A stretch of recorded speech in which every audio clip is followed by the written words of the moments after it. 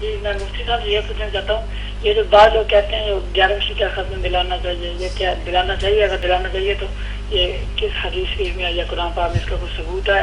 اگر نہیں دلانا چاہیے تو اس کا کیا ثبوت ہے؟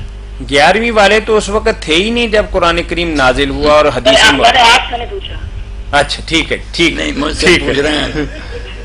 ٹھیک ہے مولانا، بات صحیح ہے بھائی۔ میرا گلا آج خراب ہے مگر میں کوشش کر کے اللہ کی مدد سے آپ کو مختصر جواب دیتا ہوں کہ 11ویں شریف تو پہلے نام ہی بتا رہا کہ یہ عربی کا نام ہی نہیں ہے، ہمارے ملک کا یہ بنایا ہو 11ویں شریف۔ اور پھر دیکھتے ہیں شیخ عبدالقادر جیلانی جیسے کہ طاہر صاحب نے کہا رسول اللہ سے 500 سال بعد ہوئے، نہ انہوں نے اپنی کسی کتاب میں ذکر کیا۔ مفتی احمد یار خان مرحوم سے جب لوگوں کو پوچھتا وہ کہتے ہیں یاد مجالس میں لکھا، 11ویں ہے مجلساں۔ بھائی وہ کتاب کون ہے، کس نے لکھی ہے؟ یہ دین ہے؟ کوئی دین نہیں ہے۔ آپ شیخ عبدالقادر جیلانی رحمۃ اللہ علیہ اور باقی سب ضرور کے لیے دعا کیا کریں۔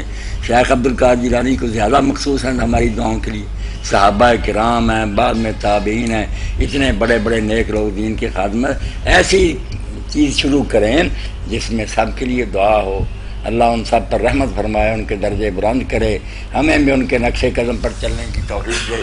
یہ 11ویں وغیرہ کوئی دین میں ہوتا ذکر تو ہم ہاں نہ میں جواب دیتے نا، ایک چیز اپنی طرف سے بنائی ہوئی کیا بتائیں اس کا؟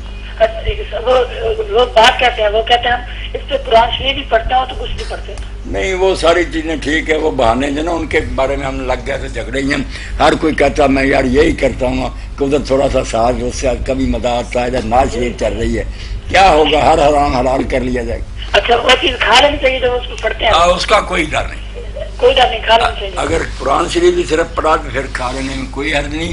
اور اگر وہ 11ویں دلاتے ہیں نا کہ پیر صاحب ہمارے کام میں برکت دیں گے اور ہمارا کام درست رکھیں گے، پھر وہ شرکیہ نیاز ہے، پھر اس کو نہیں کھانا چاہیے۔